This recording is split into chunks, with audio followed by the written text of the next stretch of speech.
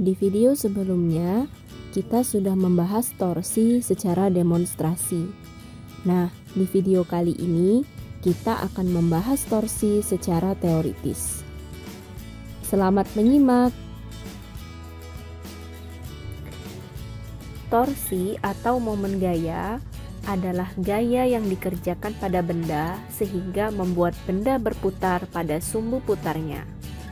Torsi memiliki persamaan umum tau sama dengan F cross D, dengan tau adalah torsi, satuannya adalah Newton meter, F adalah gaya, satuannya Newton, dan D adalah lengan gaya, satuannya adalah meter.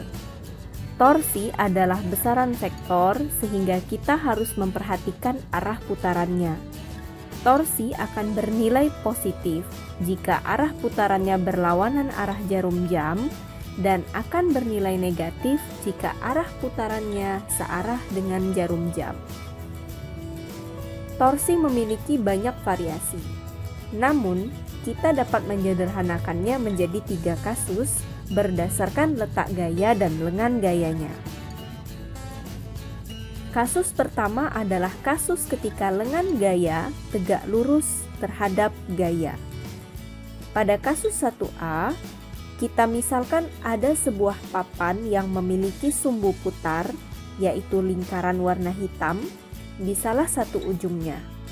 Kemudian, di ujung papan lainnya, kita berikan gaya sebesar F ke arah bawah. Berdasarkan demonstrasi yang kita lakukan sebelumnya, papan akan berputar searah dengan jarum jam. Lengan gaya adalah garis yang tegak lurus terhadap gaya. Dengan demikian, lengan gaya dapat kita posisikan di sini karena garis yang kita pilih haruslah garis yang menghubungkan gaya dan sumbu putar serta tegak lurus dengan gaya. Persamaan umum tau sama dengan F cross D dapat kita gunakan dan torsi akan bernilai negatif karena arah putarannya searah jarum jam. Pada kasus 1B, kondisinya sama dengan kasus 1A, namun sekarang gayanya kita arahkan ke atas. Berdasarkan demonstrasi yang kita lakukan di awal, papan ini akan bergerak berlawanan arah jarum jam. Lengan gaya adalah garis yang menghubungkan gaya ke sumbu putar dan tegak lurus dengan gaya.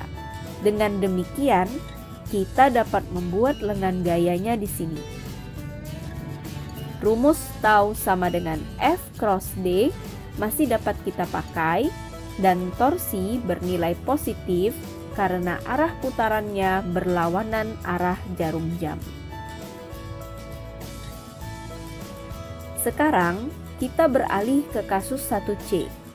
Pada kasus ini, kondisi papan tetap sama dengan sumbu putar berada di salah satu ujungnya. Bedanya sekarang, gayanya tidak diletakkan di ujung papan lagi. Gayanya diletakkan pada posisi tertentu pada papan, seperti gambar. Akibat gaya ini, papan akan berputar searah dengan jarum jam. Nah, karena lengan gaya adalah garis yang menghubungkan antara gaya dan sumbu putar, serta harus tegak lurus dengan gaya, kita akan buat lengan gayanya di sini.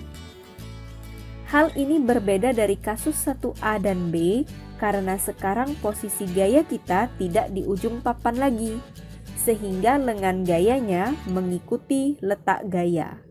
Persamaan tau sama dengan F cross D dapat kita pakai dan tau bernilai negatif karena arah putarannya searah dengan jarum jam. Kasus 1D hampir sama kondisinya dengan kasus 1C, hanya saja sekarang arah gayanya ke atas, sehingga papan akan berputar berlawanan arah jarum jam. Lengan gaya tetap menghubungkan gaya dan sumbu putar, serta tegak lurus terhadap gaya. Persamaan tau sama dengan F cross D tetap kita pakai dan tau bernilai positif karena arah putarannya berlawanan arah dengan jarum jam. Sekarang kita akan membahas kasus kedua, di mana gaya membentuk sudut theta terhadap lengan gaya. Pada kasus 2A, kita tetap menggunakan papan yang sama dengan sumbu putar di salah satu ujungnya. Nah, gaya yang diberikan pada papan membentuk sudut theta terhadap papan. Jika kalian menemukan kasus seperti ini, segera lakukan proyeksi gaya ke arah sumbu Y, dan gaya hasil proyeksi ini kita namai F sin theta. Gaya F sin theta inilah yang akan kita pakai. Jadi, kita tidak akan memakai gaya F lagi. Karena gaya F sin theta, papan akan berputar searah jarum jam.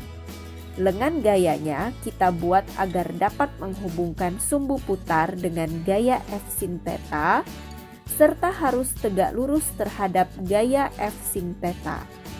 Dengan demikian, lengan gayanya kita buat di sini.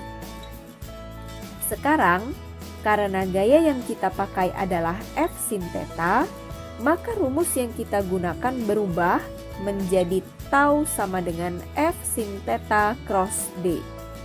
Torsinya bernilai negatif karena arah putarannya searah jarum jam.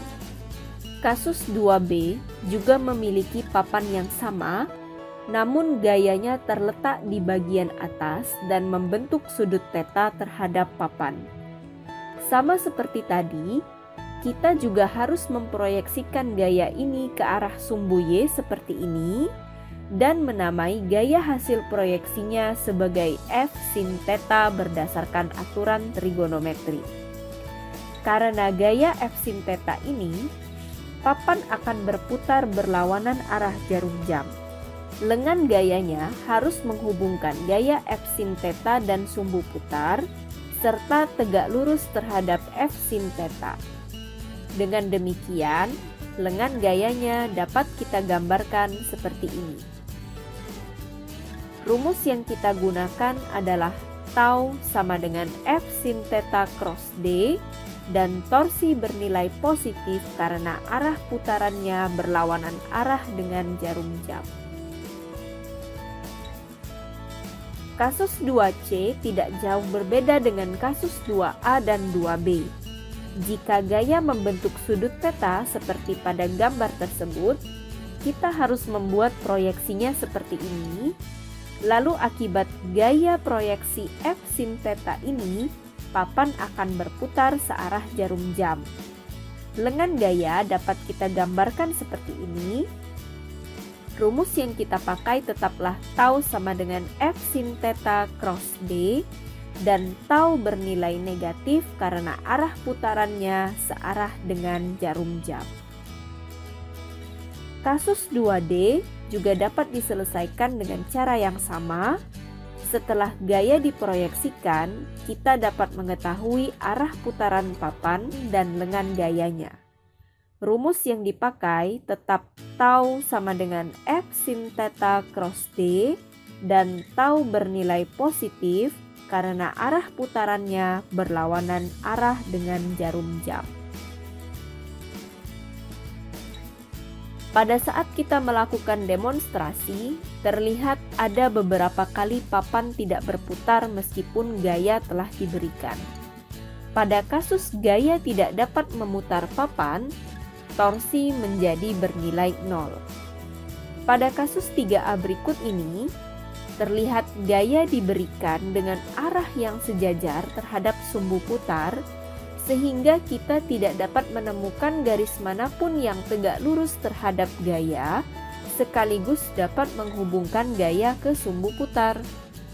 Karena tidak ada lengan gaya, torsi bernilai 0.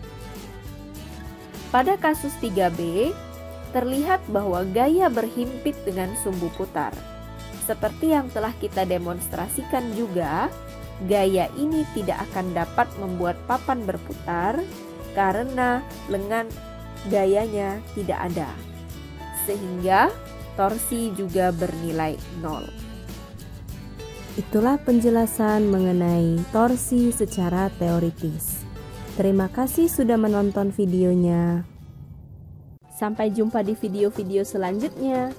Jangan lupa like, subscribe, dan komen di channel ini ya, biar kita bisa belajar fisika bareng-bareng secara gratis dan seru.